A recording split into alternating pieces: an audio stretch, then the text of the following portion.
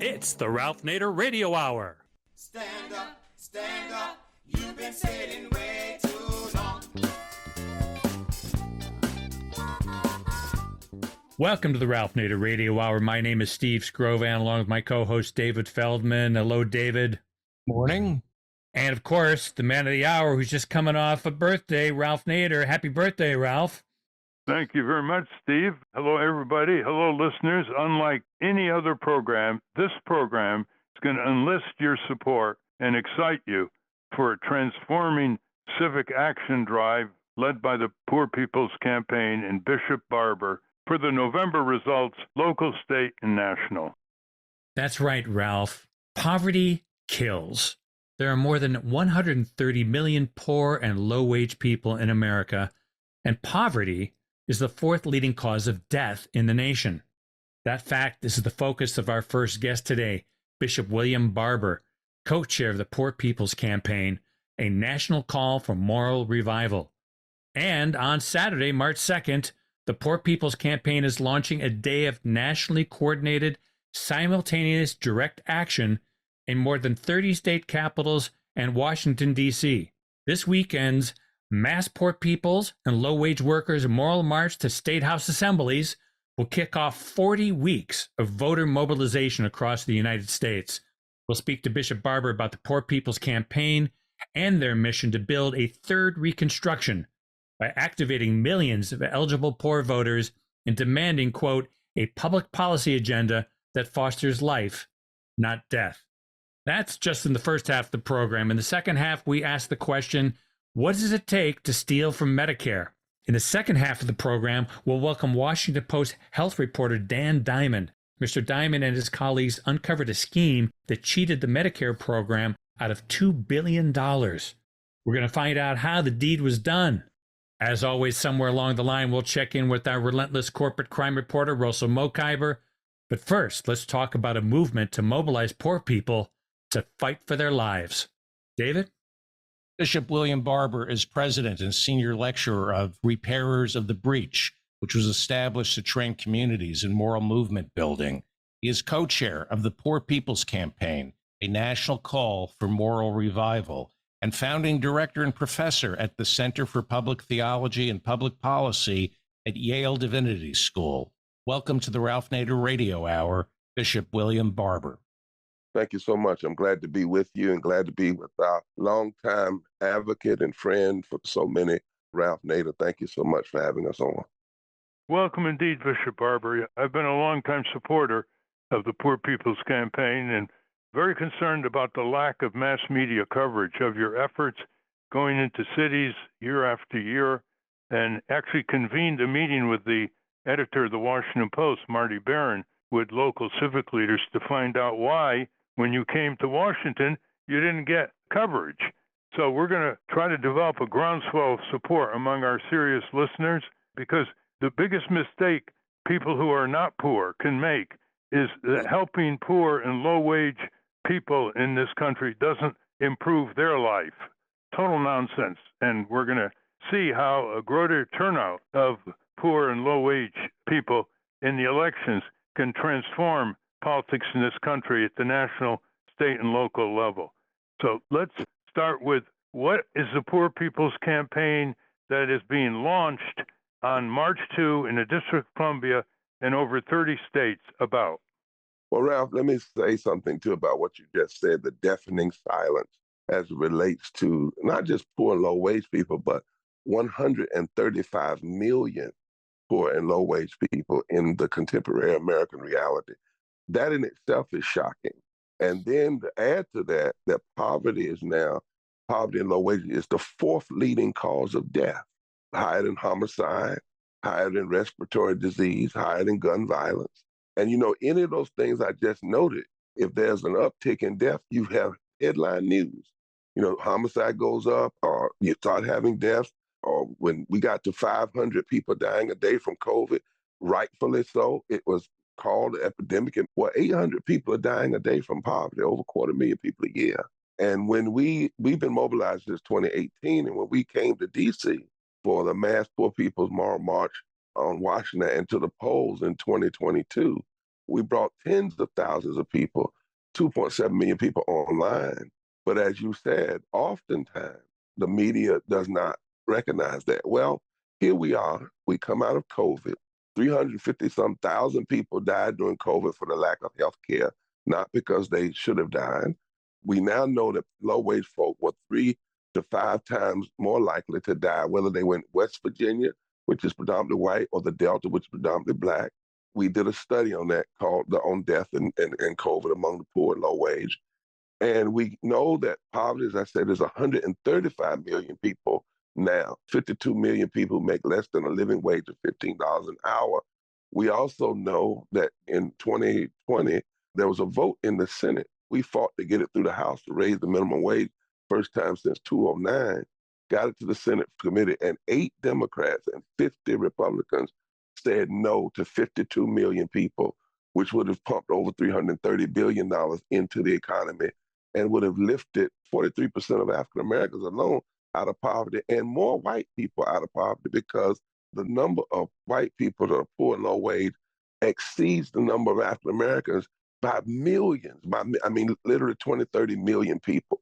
So we decided to take another look. This gets us to March the 2nd and ask, inside of these numbers, what is the power metric? What is the hope? And we commissioned a study called Waking the Sleeping Giant. And this is what we found, that poor and low-wage people now make up 30% of the electorate across the country. And in battleground states where the margin of victory was within 3%, nearly 40% of the electorate. We know, for instance, if you look at the margin of victory in Pennsylvania, Wisconsin, North Carolina, and Michigan, the last election, add all of that up, you get about 270,000 votes.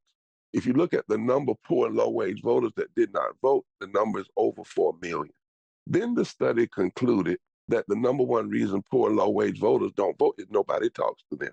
We had 15 presidential debates last election. Not one of those debates was dedicated to what are you going to do for the lives of 135 million people, all of those without health insurance, without paid family leave, so forth and so on. So what we now know is there's not a state in this country, particularly in battleground states, where if 20% of poor and low-wage voters were mobilized around an agenda, around demands, and voted, they could not shift political calculations. In fact, in many states, it's less than 5%, like Pennsylvania, Wisconsin, Michigan, Florida. It's less than 20% in North Carolina. So on March the 2nd, in 33 states across this country and the District of Columbia, we are launching a 40-plus week campaign. And we're doing it at state capitals and focusing on state capitals first, because that's where so much political insurrection and damage is done regarding policies that could lift poor people. And so we're saying, if you believe that we should abolish poverty, the fourth leading cause of death, pass living wages, health care, fully fund public education, protect women's rights, end the proliferation of profiteering on guns, and things of that nature, then join us in this launch. We are launching a campaign to touch 15 million poor and low-wage infrequent voters. We're mobilizing 200 to 300 people per state that we're going to train deeply in how to do this work. 6,000 people touching 45 people a day over a 9-week period can touch 15 million people, can touch 15 million people in less than 10 weeks. If you do that 4 times, that's 4 times in 40 weeks. And then after March 2nd, and this is all happening simultaneously, by the way, and then after the 2nd of March, we're going to do a massive gathering on June 15th in Washington, D.C. at the Congress, demanding that these issues be taken up, and also doing a summer intensive. It's happening this weekend, finally, on the anniversary of Bloody Sunday, a few days before Super Tuesday, and before the State of the Union. In June, we're calling it our summer intensive, and we're hooking up with labor and others to do this, and all religious leaders, because this is the 60th anniversary of Freedom Summer. And this movement is Black, it's white, it's brown, it's Asian, it's Native, it's young, it's old, it's gay, it's straight, it's trans, it's Christian, it's Muslim, it's Jewish, it's people of faith, people not of faith, who are saying it's time to wake the sleeping giant. It's time for a resurrection, not an insurrection. And it's time that we vote our power and go on the offensive and refuse to be silent or ignored anymore. And I might add, you say in some of your materials, just to be clear, quote, we rise not as left or right, Democrat or Republican, but as a moral fusion movement to build power, build moral activism, build voter participation, and we won't be silent anymore, end quote. And you root it right in the preamble of the Constitution, which among the first words by our founders is that the Union is to, quote, establish justice and promote the general welfare, end Exactly. quote. And the one thing I like about your movement, Bishop Barber, is you don't shrink from connecting the plutocracy, the super rich, the militarism, the giant corporations that are draining the resources and draining the political power to service their greed. Can you talk a little bit about that? Well, Dr. King said something that we often miss, and what I think was his greatest speech. Now, his greatest closing was I Have a Dream. As you know, the original title, though, of that speech was Normalcy Never Again. But at the end of the Selma to Montgomery March, Dr. King went back and told the story of the first Reconstruction. We actually need a third Reconstruction now in this country. But he told the story of what was the real cause of segregation and ending the Reconstruction. And he said these words: the greedy aristocracy of the South was afraid of the masses of Negroes and the masses of poor white people coming together and forming a voting bloc that could fundamentally shift the economic architecture of the nation. We often miss that for him, voting rights was not just about Black people, but it was about building this power block, right? And so what we've said from the beginning, there are 5 areas that unite us. And we did deep dive training to unite the Poor People's Campaign, a national call for moral revival. Reverend Dr. Liz Theo Harris and I went all over the country in 2017, 2018, inviting people to join it if they agree with number 1, that these 5 interlocking injustices: systemic racism as it relates to Black people, brown people, Native people, and the collateral damage done to white people, particularly seen through the lens of voter suppression and denial of immigrant rights and the denial of rights to our Native brothers and sisters. Systemic poverty, that at that time was 140 million poor and low-wage people in this country. Ecological devastation, denial of health care, the war economy, and the false moral narrative of religious nationalism. We said these are the interlocking injustices that demand a moral fusion, intersectional movement, where we take the best traditions from our Constitution, from our religious values, and from our just moral values, even if people are not religious.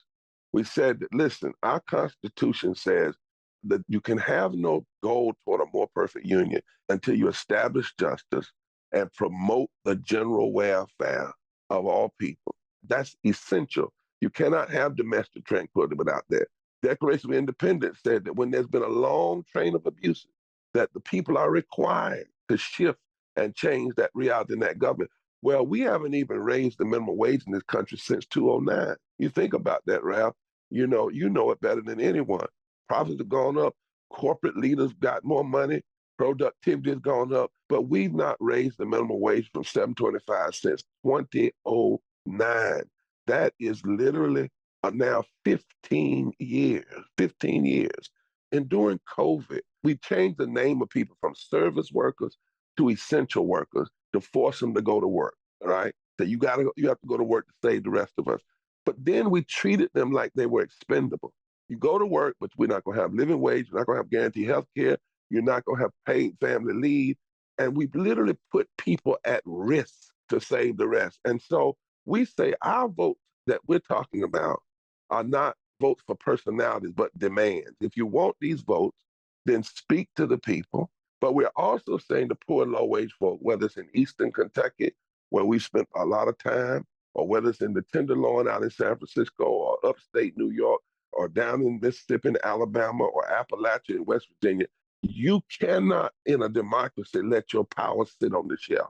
If folk are not recognizing you, you must force them. And we now have this power. We don't even know what battleground states are, because if poor and low wealth people voted at the same percentage rate as middle class and others, it would change all of the political calculations. And it is the fear of the greedy aristocracy. It is time for us to realize their fear. And then lastly, I'm a preacher, and I hate it, Ralph, when I hear people do this one line. They may not even be churchgoers, but they'll say, Well, you know, the Bible says, and Jesus said, the poor will be with you always. I said, that is not true. He said it, but you're quoting it out of context. The original scripture actually says in Deuteronomy 15, there need be no poor among you. In other words, that poverty is a man-created, human-created reality. It is the result of policy violence. It is the result of bad policy. And if anything we learned during COVID, the one thing it showed us was we went into COVID with 140 million poor, low wealth people, 87 million people either uninsured or underinsured. Systems broken. But then we did a little investment. Should have done more, but there was an investment. We did child poverty tax credits. Child poverty dropped 60%. We did extended Medicaid expansion. Millions more people got health care. Poverty dropped to 115 million people. Then in 6 months, we said, okay, that's enough, took it away, and now it's shot right back up to 135 million people.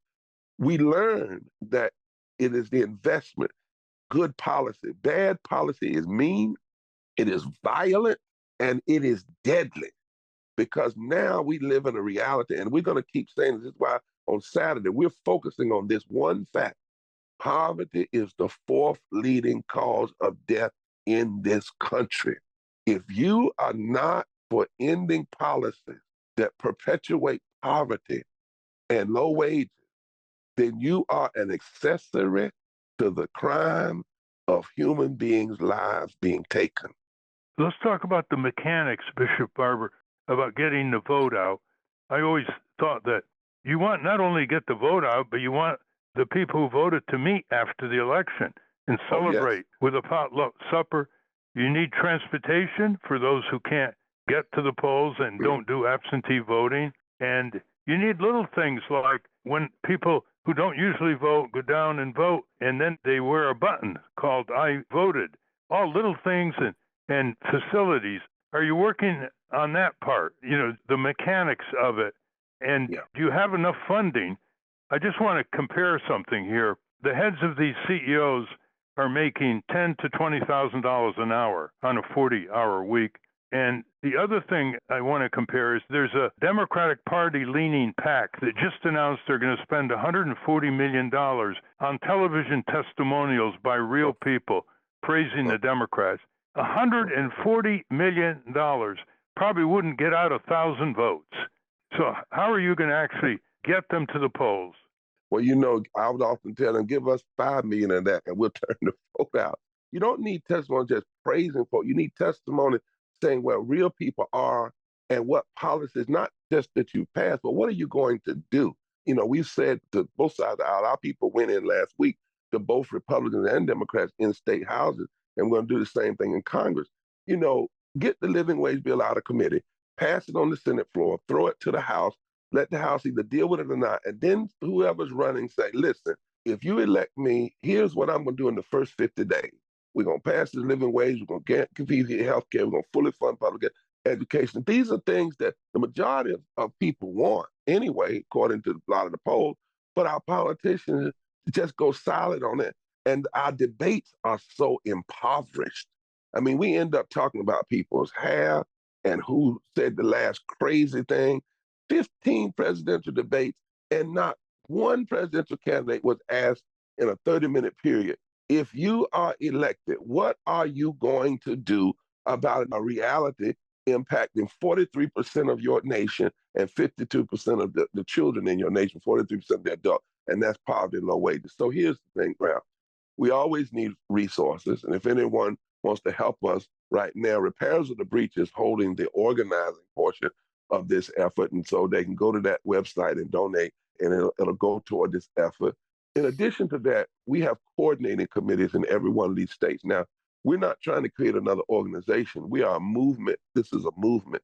So we coordinate. Every coordinating committee has 10 poor and low-impact people, 10 moral and religious leaders, 10 organizations and advocates. And they are mobilizing a core group of people in each state that will not only reach out to folk, but will also help do some of the kinds of things that you're talking about. In addition to that, we have been working since 2018. We tested this model in 2022 and in 2020, but in 2022, We took 400 people, touched 2.7 million infrequent low-wage voters, and we have the metrics of what they did and where it made a difference that the media doesn't talk about. For instance, in Georgia, after the election, then the special election, the runoff, if you will, because no one got 50% of the vote, we touched every poor and low-wage voter in that state with a message, nonpartisan, but a message about policy. That we went back and looked at how many of them moved to the polls that had not voted. And those that moved were 3 times the margin of victory, 3 times the margin of victory. We know that in Michigan, for instance, the margin of victory was 10,000 votes, but over 1 million poor and low-wage voters did not vote. In Pennsylvania, over 1.67 million, and the margin of victory wasn't but 40,000. In Wisconsin, over 1 million, it wasn't but 20,000. In Florida, it would only take 2%. So these are real metrics. And a lot of the people around, we're not just talking about somebody who's on the street. We're talking about a family of 4 making less than $50,000 a year, which is poor and low wage in this country. And one of the things that we're beating them back is that poor whites vote against their own self-interest. Our data shows, our research, that poor and low-wage folk, when they vote, actually vote about 54 to 56% of the time for a more progressive agenda. And when that agenda is presented to them and when they're talked to, it goes up higher. For instance, in 2018, we had 2 candidates running for governor in Kentucky. Our campaign went to Louisville and to Eastern Kentucky. We were organized there anyway. Now, Eastern Kentucky, folks said it's Trump country. It's not Trump country, not even red country. In Harlan County is where Lyndon Baines Johnson launched the war on poverty. Harlan County, Kentucky, Harlan County, USA. But a presidential candidate had not been back there since then. We went out there, we talked to folk, we helped connect the dots. We showed how the very people supporting religious nationalism and anti-gay people, anti-this, anti-that, were also against union rights, against living wages, against health care. And 4 of those 7 counties flipped. Governor Beshear unseated an incumbent. We never endorsed him. But what Governor Beshear did do and learn from the campaign, he started going to those areas in East Kentucky and in Louisville. And he started talking to them about living wages and health care and protecting their water rights and union rights, and said if he was elected, this is what he would do. He would even restore Medicaid expansion. And in a southern state like Kentucky, he unseats an incumbent. I come out of that where in North Carolina, quick story, we had the Moral Monday movement starting in 2013, lasted over 4 years, beat the extremists in the courts over voter suppression. We unseated incumbent Tea Party person out in the mountains of North Carolina. We brought together people of every different race, creed, color, and party. We had nearly 2,000 people to do civil disobedience. About 12% were Republicans, but they were not this so-called brand of Republicans. They were more like Eisenhower, Theodore Roosevelt, Abraham Lincoln Republicans. But my point is, one of the things we did, we knew that if we could move 10% of the unregistered voters in that state, we could make a difference. And in 2014, we were the only southern state that sent an incumbent extremist Republican governor home. Sent him home. We never endorsed the other candidate. That's exactly right. I mean, what you're saying is right. exactly the formula that needs to spread all over the country. Here are a couple ideas. One is last year we had an effort to get the vote out called winningamerica.net. You might want to look at it. It's 23 civic leaders, many of them you know, who laid it out, the language, the strategies, the slogans, the rebuttals, and the get out the vote techniques. One of the slogans was, go vote for a raise. You've long earned it. It's about time. Go vote for a raise. You've long earned it. It's about time. The other thing I think will fascinate you, besides looking at what we did on winningamerica.net, is there aren't going to be presidential debates in the normal sense because the Republicans have pulled out. So that leaves a wonderful opportunity for presidential debates in 6 swing states: Arizona, Georgia, Wisconsin, Pennsylvania, Michigan, 6 swing states. So in 6 cities, and who doesn't want a presidential debate in their city? In 6 cities, the mayors, the city council, the unions, the Chamber of Commerce, civic groups, they all want a presidential debate to come to their city. And so we put out a call for mayors to organize invitation committees involving the Urban League, League of Women Voters, NAACP, Hispanic groups, good government groups, to get the candidates to come to the cities. Now, since it's swing states, it's going to be very hard for people like Trump and Biden to say no in swing states, especially if left-right demands from the cities are conveyed to them. And all people in these cities want presidential debates. It gives them national TV coverage with audiences from 50 to 100 million people. And that way you can get the questions asked that are never asked on these choreographed RNC, DNC presidential debates. And you can get the issues, and you can fire up the students in the schools and excite people to go out to vote and fulfill your purposes. What do you think of that? Well, I think it's a powerful model. I think the more we can do to have real debates and not stuff that's pre-programmed and nice and just turns on issues that really don't even matter to people who are most hurting in this country, that have actually turned off. You know, as I said, the study that we did said the number one reason poor and low-wage voters weren't voting at their strength was because nobody talks to them. Nobody talks about their issues. It wasn't even transportation or voter suppression. Those were two of the reasons, but they weren't the top reason. The top reason was nobody talks to them. So one of the things, we're thinking about how to do a similar presidential. I want to look at that model that you have. But here's the catch in all of it. And this, I say this even to my progressive and so-called liberal friends and union folk and civil rights groups. Even too often, they don't say the word poor and low wage. That's the problem. It's a deafening silence. It's a language void, right? It's almost as though there's a fear. When we decided we were going to launch the Poor People's Campaign, a national call for moral revival, I had folk call me and said, well, you don't want to call it the Poor People's Campaign because poor people will be offended. I said, the poor people are the ones that told us to name it that because they're tired of being ignored. Low-wage folk are tired of being ignored. When I went up to West Virginia and met women who are low-wage workers who on Tuesdays sell tacos to people passing by so that they can have enough money to help each other during their menstrual cycles, and they told me to say it just like that. That those folk are tired of being ignored, right? When we went down to Alabama and they were trying to mobilize the labor union at the Amazon plant, and the leader of Amazon was standing against them. And these are folk that want not only a living wage, but want fair wages, that what they should be earning in their plant compared to what other folk are earning. Too often, the conversation will say things like, well, we want to help those who are fighting for the American dream. No, those who are poor and low wage. We want to help workers, but they don't say poor and low wage. If we cannot say the word that really represents where people are poor and people are low wages, 135 million of them, children and adults. Whatever debates we have, what I'm pushing for, what our movement is saying, if those debates don't talk specifically and directly to poor and low wage people, then they are missing the most powerful possible voting bloc in this country that has not been touched. Celinda Lake, as you know her, is a major pollster.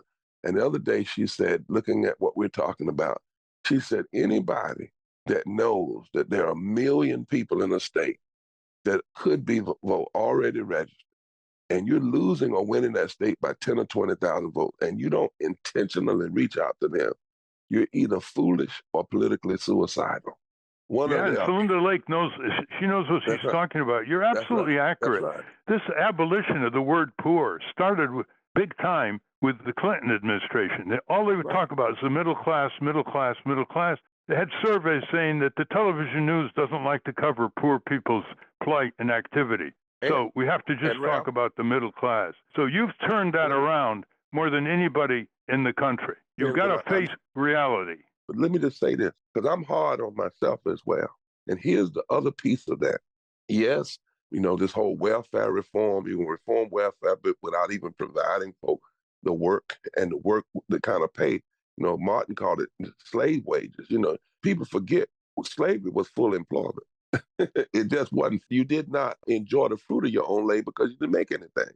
And, in the North Carolina State Constitution, Fusion Coalition politicians in 1868, 1870, when they rewrote the Constitution, Ralph, they put this language in the preamble. We hold these truths to be self-evident that all persons are created equal, endowed by their Creator with certain inalienable rights, among which are life, liberty, and the enjoyment of the fruit of their own labor. And the reason they put that in there, it was a prescription against slavery, but it was also a prescription against people working for low wages. This is in 1800, right?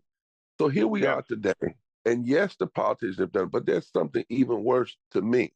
The Pew Foundation did a study 2 years ago of 50,000 sermons preached in the American pulpit. And when they examined them, poverty, which was the number one issue of Jesus and the prophets, did not even register in those sermons. In the predominantly white church, the sermons that registered the most was talking about doctrine, like, what do you believe about heaven and so forth. In the African American church, praise and worship. But the thing that the prophets and Jesus focused on, the poor, the least of these, those in the margin, didn't even register.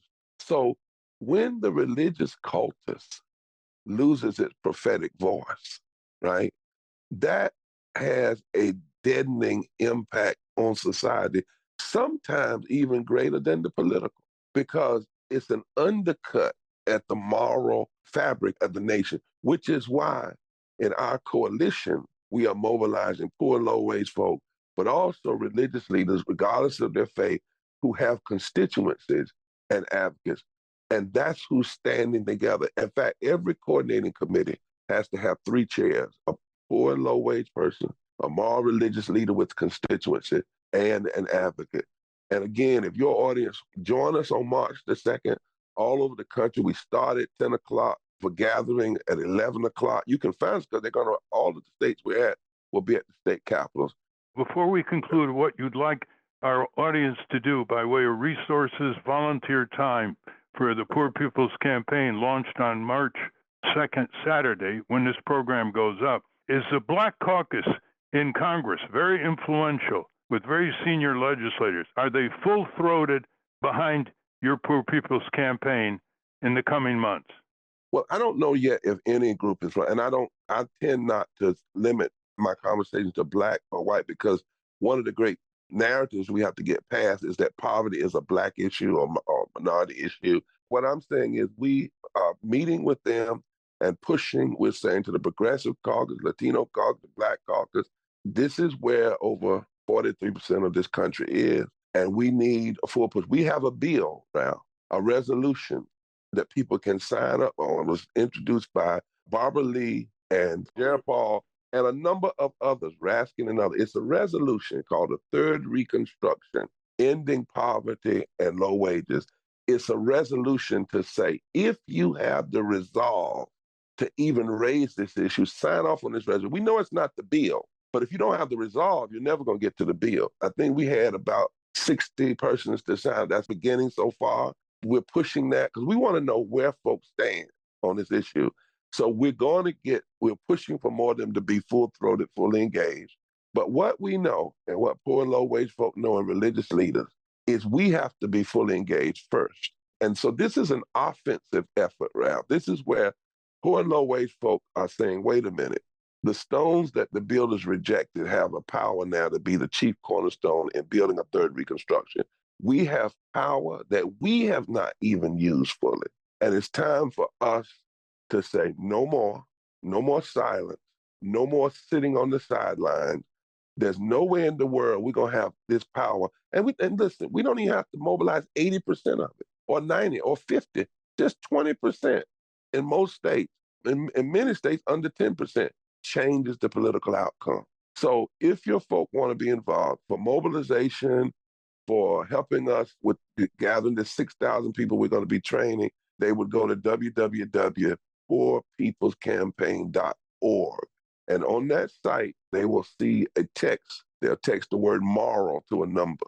If they want to give something for the organization part, the mobilization that we can, the spending, go to www.breachrepairers.org, www.breachrepairers.org, and donate there and designate it for this mobilization, for the mass moral march on state capitals and the launching of this 40-plus week campaign. That's how they can help We want all people to join. If you're poor, if you're low wage, if you're a religious person, if you're a non-religious person, but you believe in the moral arc of the universe, if you're an advocate, if you are a person of wealth, but you understand that with that wealth comes responsibility and that you cannot sit on the sideline and excuse yourself from this fight for a more just society, then join us. And lastly, if death bothers you,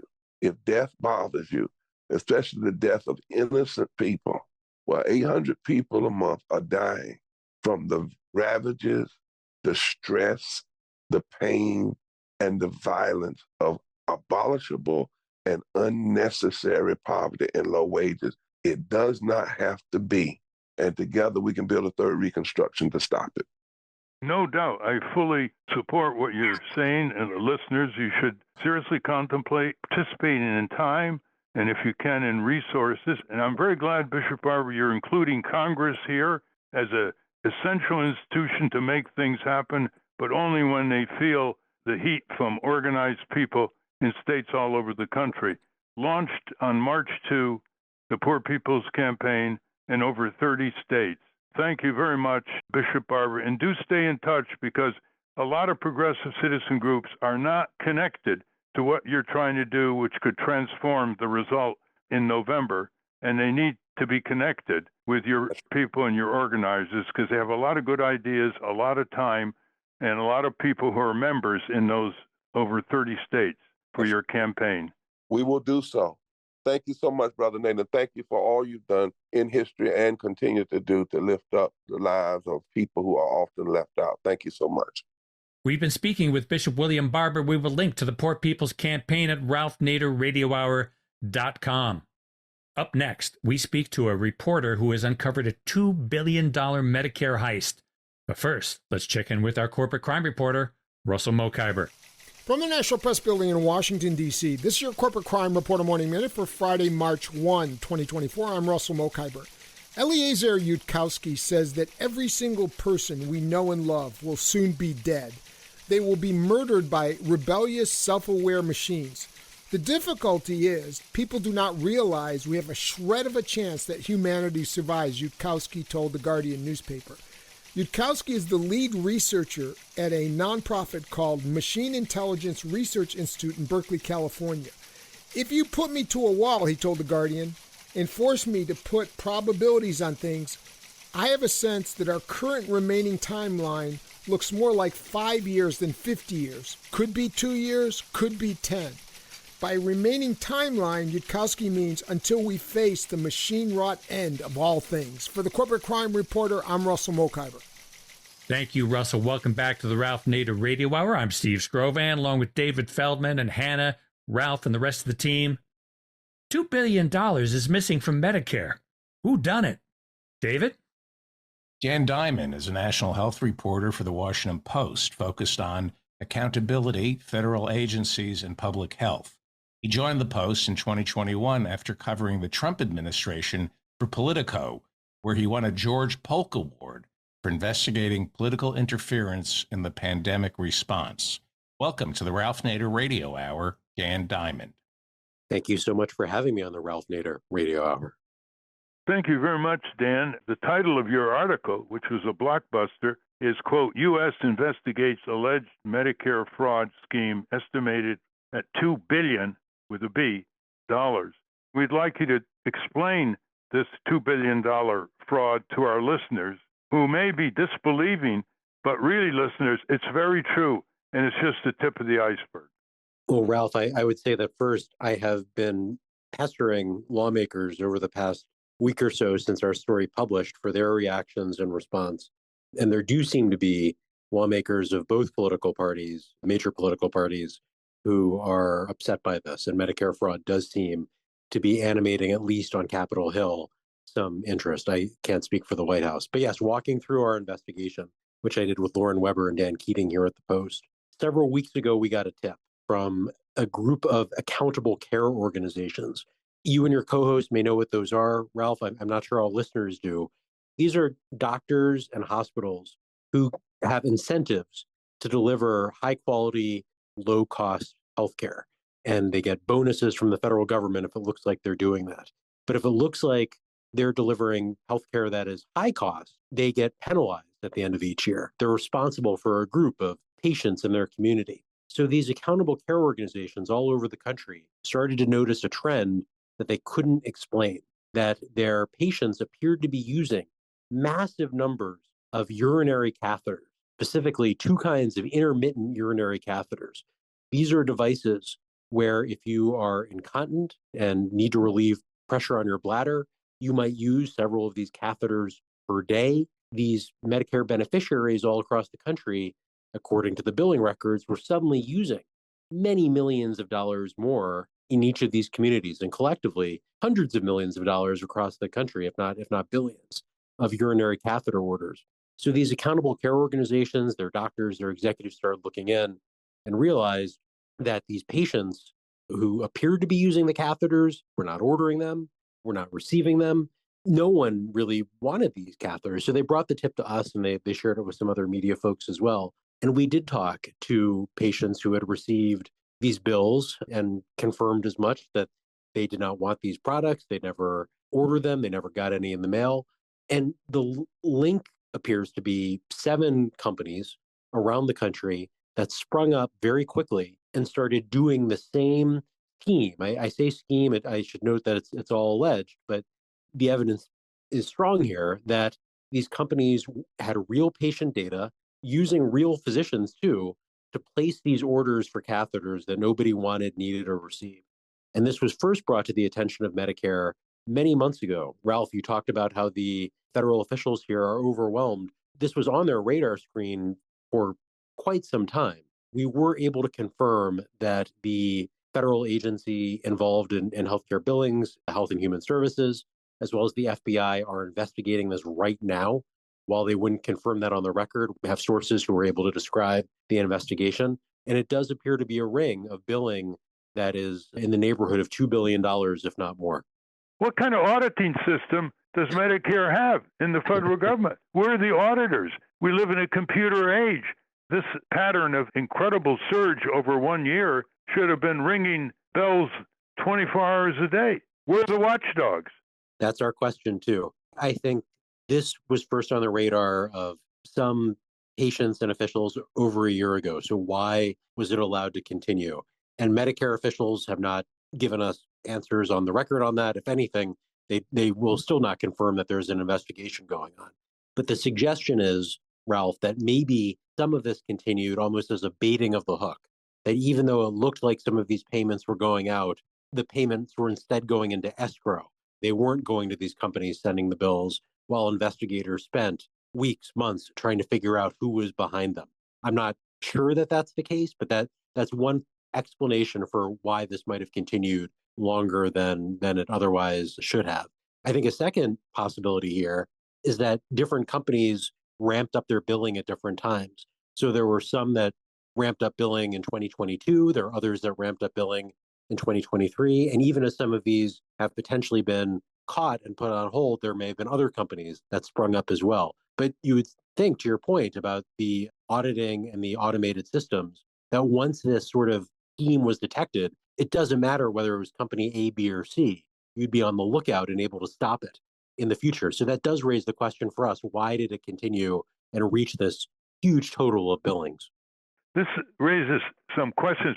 One of the reasons is that we worked very hard in 1974 to get a strengthened Freedom of Information Act through, and it can only be enforced by the media and the citizenry. The government doesn't enforce the Freedom of Information Act, and I think it could produce a lot of inside information that could blow this whole massive fraud on Medicare and Medicaid wide open. So here's another question. How did these fly-by-night companies, by the way, they look like shell corporations, these 7 companies, they disappear or they're sold for a small amount of money so the culprits can jump ship, leave the company that's sold in other hands. How did they get the names of all these elderly beneficiaries of Medicare? Another great question that we're trying to get an answer to as well. There have been data breaches over the past number of years in healthcare. This would suggest a massive data breach. There were hundreds of thousands of patients who appear to be implicated in this, their data being used for these apparently false catheter orders. So that would speak to a significant breach. There was a major breach of Medicare data in the past 2 years involving hundreds of thousands of patients. We don't know if that was linked to this specific case. But you're also hitting on, Ralph, the companies that pop up and go away. Some of these companies we know, and my colleague Lauren Weber tracked down and talked to some of the folks involved. There had been what appeared to be legitimate Medicare billing companies operating very small scale that changed hands, that sold their business, sold their legitimate storefront to the folks who then immediately ramped up these fraudulent billings. We spoke to the former owner of a company called Pretty in Pink. She said she sold the company for about $50,000 a year ago. That company that she sold for $50,000 was then linked to over $260 million in catheter bills last year. So there were companies that had been around for some time that were then co-opted for the catheter billing that we've seen. Another question is, was it easier for these companies to engage in their fraud with elderly beneficiaries under Medicare Advantage, which we call Medicare Disadvantage, compared to elderly beneficiaries in traditional Medicare? Did you distinguish any difference? I don't think we know that yet. We've spoken to Medicare beneficiaries in traditional Medicare who were caught up in this, and we've seen folks in Medicare Advantage as well. We're putting together a picture of all the folks who have got in touch with us, and if there are people listening to this who this sounds familiar, they're welcome to reach out to me at Dan.Diamond@washpost.com, or you can find me online, Dan Diamond. We're trying to figure out if there are patterns or trends. So far, too early to say whether a certain insurer, a certain population and part of the country is more at risk here than others. You know, let's say you're a reimburser working for Medicare in the Department of Health and Human Services, and across your desk comes a huge bill for hundreds of urinary catheters to one beneficiary. How could you not catch that? I mean, is everything on algorithm? Just, bill in, pay out? I think I'm just speculating here because we don't have all the reporting. I think there are a couple things going on. First, the number of Medicare beneficiaries who use these catheters often would get hundreds at a time. And there was a population of about 50,000 people, we'll say, across the country who routinely were using these catheters. So the initial spike might have been harder to pick up if it was truly, as we believe, patients all over the country. As this was first beginning in 2022, it might not have been obvious that there was quite a surge. But by 2023, yes, it should have been pretty obvious for several reasons. First, the data that you're pointing to, Ralph. And second, that patients started noticing it and calling the Medicare fraud line, reporting these claims. So one would think that somewhere at Medicare, there was the alert that this was a scheme to be looking out for. On the state level, several states began last year to issue warnings. The state of Hawaii, the state of Oklahoma, among others, saying, watch out, Medicare beneficiaries, for these catheter fraud schemes. So that was 9 months ago at this point. Medicare itself, nationally, we're not aware of any similar warnings or action, at least publicly. Again, they may have been doing things behind the scenes. They may have been wanting to bait the trap for these potential fraudsters, and maybe that's why they didn't say anything. But still, it raises real questions why they have waited so long to do anything, and why it takes news coverage in February 2024 to put a spotlight on something that's been going on for 18 months. Well, you're right. There's something going on over the years in the federal government, whether Republican or Democrat, that is, to put it mildly, sluggish at this huge heist that's been going on Medicare and Medicaid. This investigation really activated me and my colleagues. We've been talking ever since the first tip came in. I think we've talked every single day about some aspect of this investigation. So I can't promise that we're going to be doing certain stories, but we have a number of threads that we're pulling on for follow-up stories. And I feel like it's a huge issue. If there's a $2 billion Medicare fraud scheme that no one's paying attention to, and you kind of stumble onto it, it just made me wonder as a reporter, what else is there that is being missed and with a little bit of sunshine could be pulled into the light? Hannah?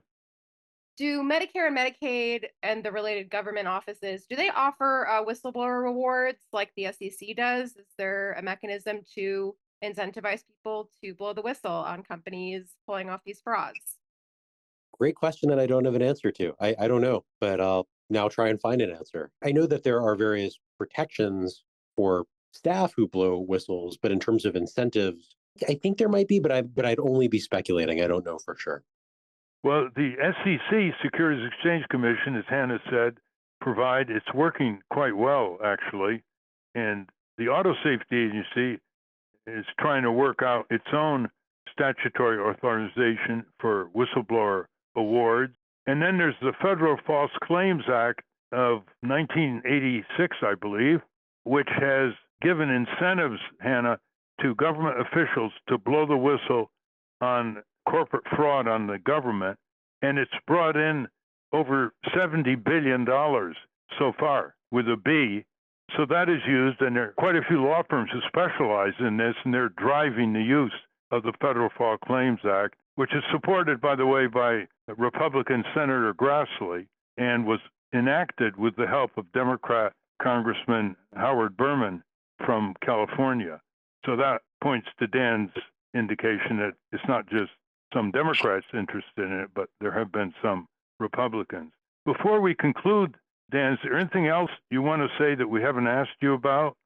This was comprehensive. I should say I am not someone who has spent much of his reporting career on Medicare fraud. I'm learning as we're going, which might be obvious in some of the answers to your questions. These are topics I've been familiar with, but never really studied. My beat has been somewhat different, but my interest is really peaked here. I think the lack of enforcement is a big question for me, and whether there are other schemes out there that we can try to work to uncover this year, that is a goal for me. So these are topics that I'm trying to get smarter on, and the questions and suggestions you've brought on this call are helpful to me. So I'm grateful for the time.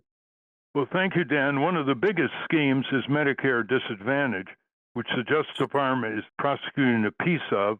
And these don't involve shell companies. They involve giant health insurance companies that have been allowed by Congress to corporatize more and more of Medicare. They're now over 50% with their massive deceptive advertising, luring elderly people into Medicare Disadvantage, which is basically corporate health insurance with all the problems of overcharging, denying benefits, requiring bureaucratic approval of doctors' procedures, and so on, and also is subsidized by traditional Medicare beneficiaries. So that's a big one for you to take a look at someday.